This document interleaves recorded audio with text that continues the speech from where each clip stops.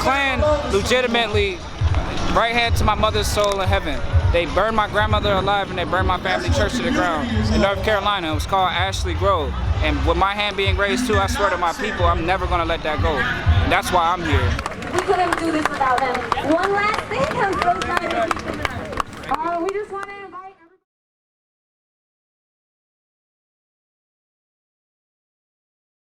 We lived in Kittrell, North Carolina. It's a really small little kind of township, about a couple hundred people.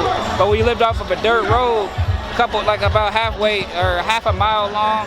And on that road was all family land. We had disputes with them forever. I don't want to put his name out there to let him know that I know exactly who they is, because I'm not trying to bring no wrath upon my group of people and to put my family in harm's way. But we had land disputes with them all the time.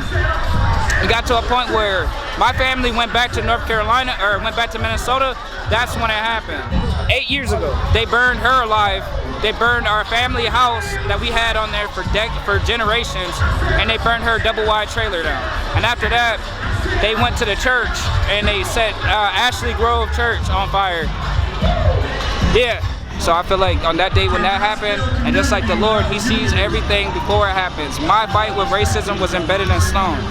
I was supposed to join the Marine Corps. I did not join the Marine Corps due to family problems. My mom was dying. She ended up dying, but on her deathbed, she told me to save my energy, my fight coming. That was 7 years ago. And now I'm standing here doing this for my people. So that's why I'm here. And for me to be here is one of the most uplifting, yet like redefining experiences I've ever had in my life. Like, people say it's stupid, or you know what I mean, you could die out here. We could die every single day that we wake up. But if I die right here, and I die because of that hatred, I die a martyr. And that's one of the most noble like deaths, or the ending to a life that anybody can ask for. I say thank you to all y'all for allowing us to do that, and allow us to be that voice or that fist to show them that we can run and take care of ourselves. Just earlier, we had a guy that got a little irate, belligerent. He was under the influence. He got to swinging on people. He spit on me personally. But we all know what would have happened if the cops was the ones responding to that. We got him a cigarette. We got him back sober. He was in a good mood. He gave everybody hugs, and he was able to leave. And what we doing now, we still standing out here.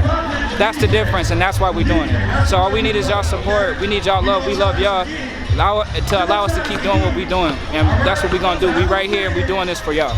With that being said, stay strong, stay prideful, and stay blessed. Keep y'all heads up.